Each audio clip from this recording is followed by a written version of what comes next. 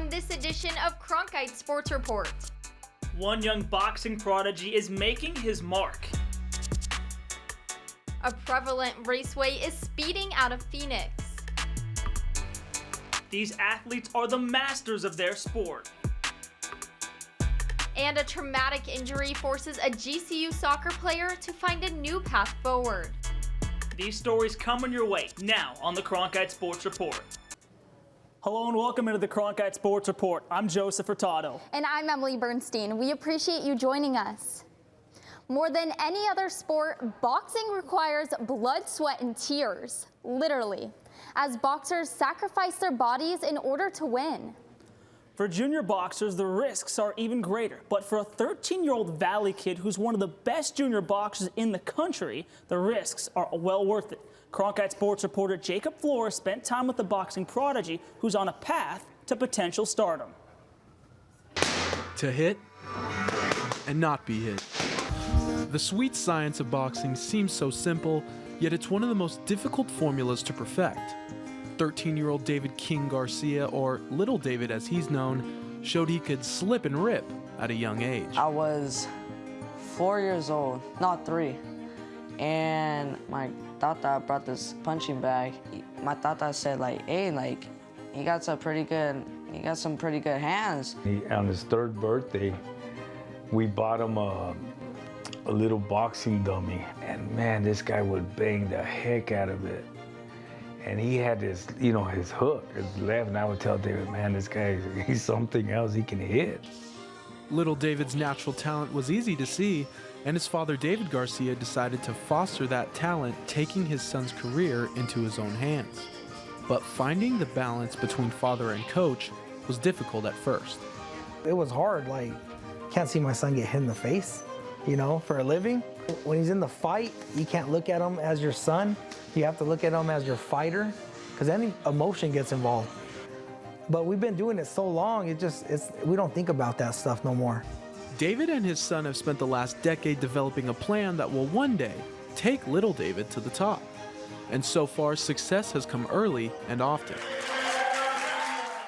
Garcia has won tournaments like the USA National Championships and the National Junior Olympics. Victories that have solidified King David's spot on the throne as one of the top young talents in the United States. I've seen a lot of young athletes in my time, and there's a few special kids that come through that are not only athletically talented, but mentally blessed with the capacity to handle some of the type of success that he's going to see. But things haven't always gone smoothly for David and his father. The elder Garcia made some life choices outside of the ring that could have completely derailed young David's boxing career. My dad got caught up with jail time and all that, and my dad would always tell me, like, oh, nah, I'm just at work. And I'd be like, why is it taking so long? So I asked my mom, like, when is dad coming back home? And she'd be like, no, he's at work right now, because he had a big drinking problem. Like, it was bad. So he came back. I was like, yo, Dad, like, if you want me to box, you gotta stop drinking. And he stopped. During that time, it wasn't like a long term, it was short term, and I knew that. It was hard for them because they didn't get to see their dad. But I would take them to visit whenever I get a chance. And I know little David's been there through the rough, when we're going through a bad time.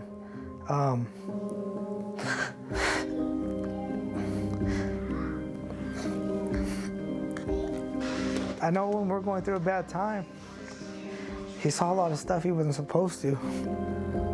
When I was living a crazy life, and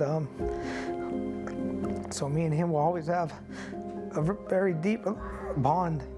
The Garcias made it through the rough times and recommitted to the plan they laid out years earlier, getting Little David to reach his full boxing potential. The sacrifices at times can be overwhelming for both father and son. I just want my dad to live a good life, I don't want him to work. I want this boxing stuff to work. In order to obtain the life that Little David wants for his family, he'll have to continue to put his health on the line. With about 80 amateur fights and countless sparring sessions logged in at the age of 13, long-term brain damage is a concern for the family. Every day we have to think on that, Jake, because it's out there, it happens. Look at all the stories you hear about boxers and what happens. Look at the football players, you know, that constantly get hit in the head. He does have a lot of wear and tear on his body. You figure he's been sparring since the age of 5. I do get worried, but his style his style keeps him away from all that stuff. Good technique plus understanding the dangers helps David and his family look forward to the future instead of dwelling on the potential consequences. And there's one man with longevity in the sport that David and everyone around him believe his career will resemble. Mayweather. Floyd. And Mayweather. I'm gonna be a next Floyd Mayweather, but better. And that's where the sweet science of knowing how to hit and not get hit will help King David reach the pinnacle of boxing royalty in a short amount of time. In Phoenix, Jacob Flores, Cronkite Sports Report. And Jacob tells us King David has a mentor in professional boxer Danny Garcia. No relation. Everyone in Little David's corner thinks he could be the youngest signed boxer in history. Coming up next on Cronkite Sports Report, cars are taking their last laps at Wild Horse Pass Motor Park. Welcome back to the Cronkite Sports Report. Wild Horse Pass Motorsports Park is a racing complex in Chandler that opened in 1983 and spans over 440 acres. However, as Cronkite Sports reporter Michael Garaffa tells us, the legendary spot will be shutting down in 2023.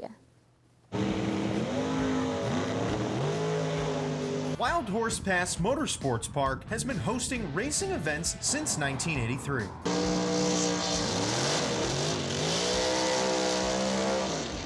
Spanning over 440 acres, the park houses a drag strip, a road course, and a 2.5-mile motorboat racing lake. It all started with a man named Charlie Allen. Came over here, he built a drag strip, utilized the lake, put up a grandstand there, did boat drags, drag races. While it has been the host of hundreds of motorsports events, that isn't all that Wild Horse Pass is good for.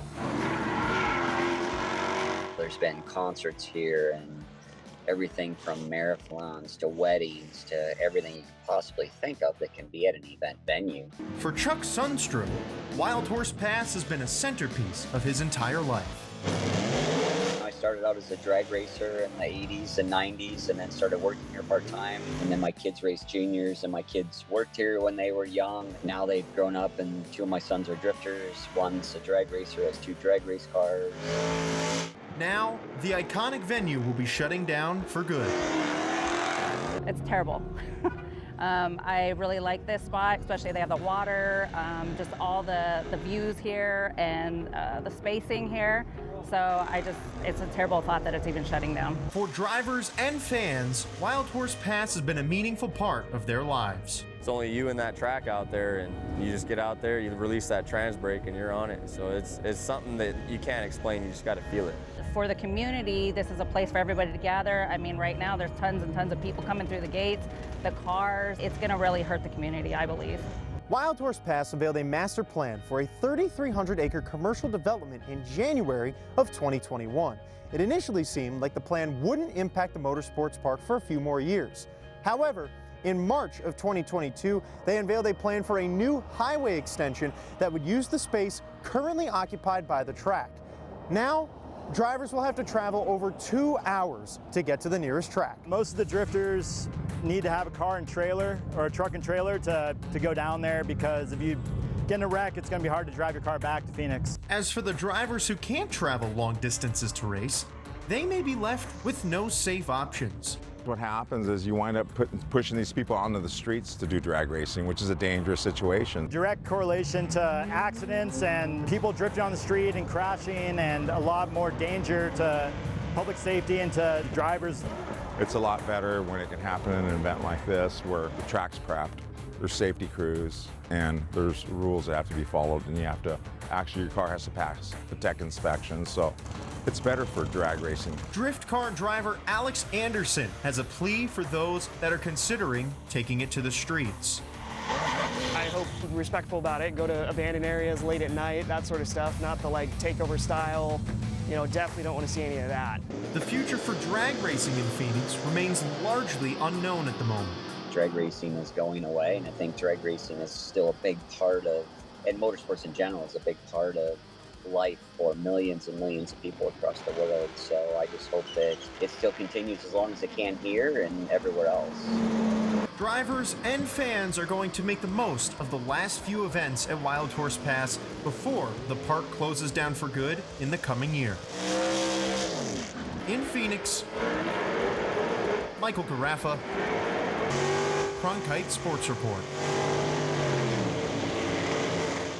Coming up next on the Cronkite Sports Report, two fifth-year seniors are the last of their class. See how they're leading the ASU Lacrosse team. Welcome back to the Cronkite Sports Report.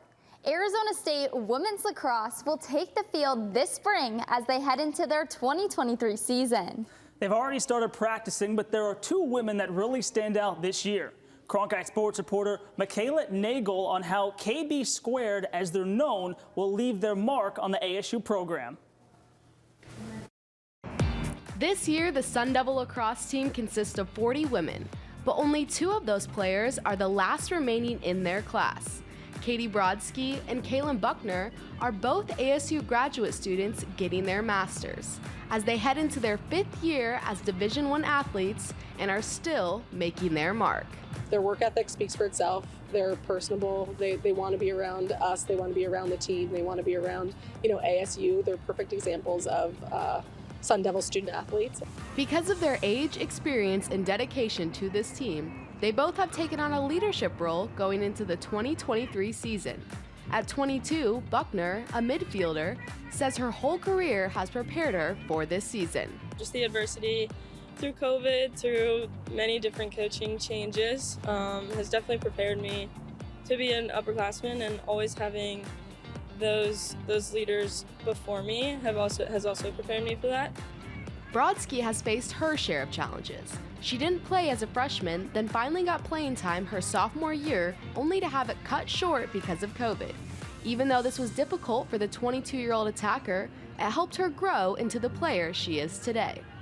Getting that time that we lost and just wanting to perform. So I definitely saw a lot more confidence in my play, confidence just in general through my sophomore year and on. Last year, the ASU women's lacrosse team made it to the Pac-12 championship. Unfortunately, they lost to Stanford, but their winning mentality still drives within them as their teammates see how Brodsky and Buckner share their dedication on and off the field. We have a lot of common interests, a lot of common goals, and Brods and Buck both. I feel like the 4 of us, we all are very like-minded when it comes to lacrosse. We all want to win. We want to put our best foot forward. So that definitely helps our bond on and off the field as well.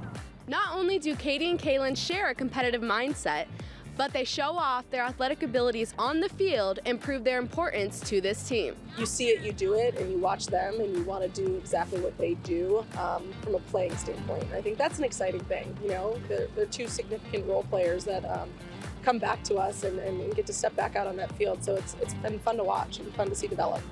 Coming from St. Louis, Buckner not only takes her athletics seriously, but also her academics.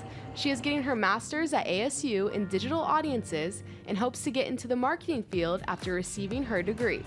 She started her lacrosse journey in 7th grade and ever since has been in love with the game. She's just been a powerhouse in the midfield, really knows how to kind of get the team going, lead her on and off, and will just lead by example. She's not necessarily the most outspoken leader, but she just has a drive and athleticism unlike any person I've seen. Brodsky picked up the stick at only 8 years old and has not put it down since. Being from a non-traditional lacrosse state like Washington, she had to work even harder for her dreams.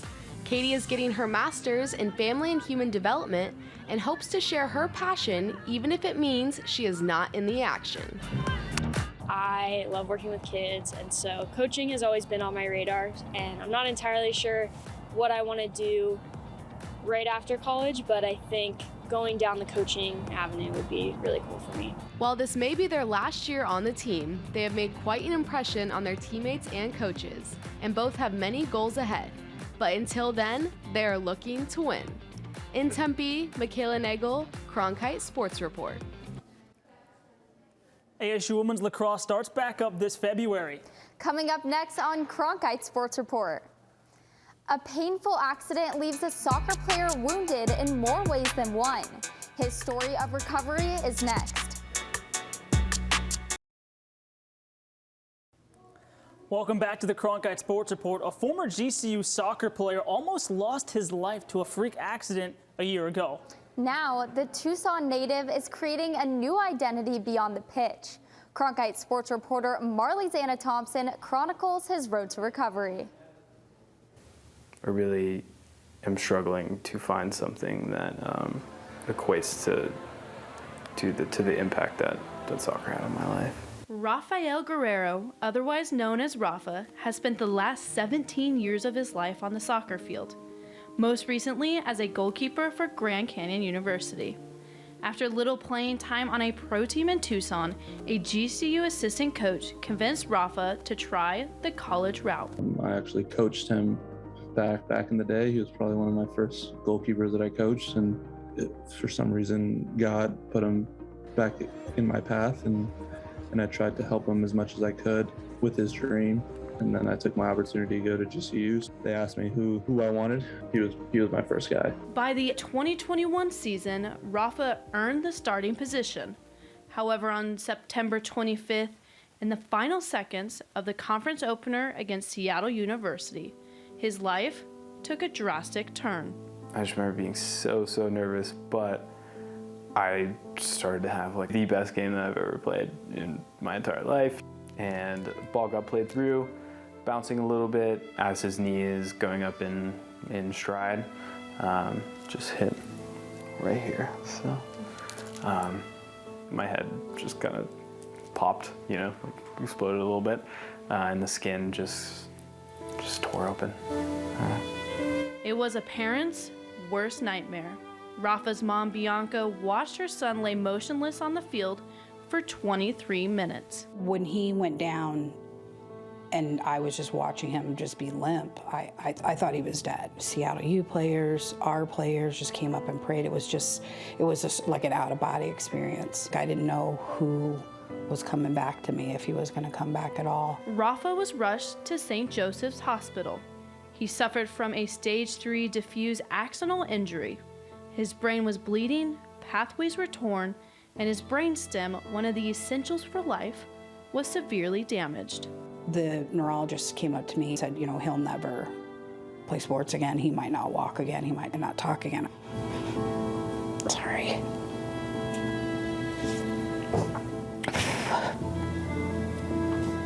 The doctors said his injury was unlike anything they had ever seen in sports.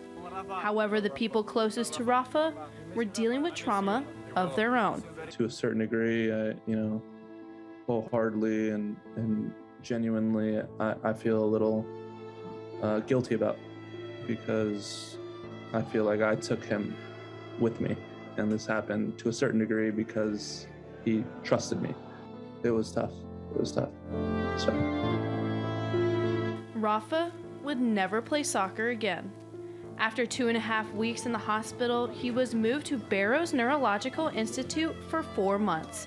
It was there where he began the process of relearning basic human functions. They would have hours where I'd be with a occupational therapist, which was to work on cognitive abilities. I'd go to a speech therapist for an hour a day. They would help me with my memory, with writing, and with like processing what I was reading or what I was gathering from what I could observe. And then I would do physical therapy.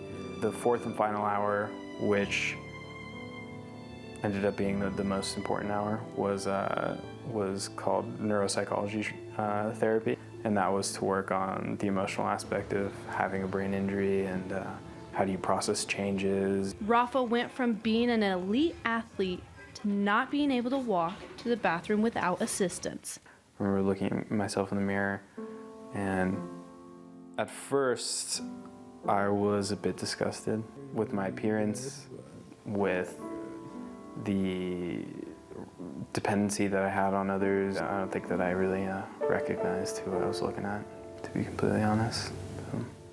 A year since his life was changed forever, Rafa is slowly forging his way on a new path.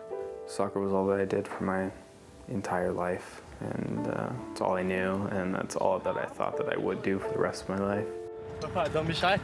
Don't be shy. Without soccer, one thing that I have learned is that every new thing that I do is an opportunity to not find out who I am, but to create who I am. Although Rafa does not know the impact he will make on this world, those closest to him know he will accomplish something amazing with his life.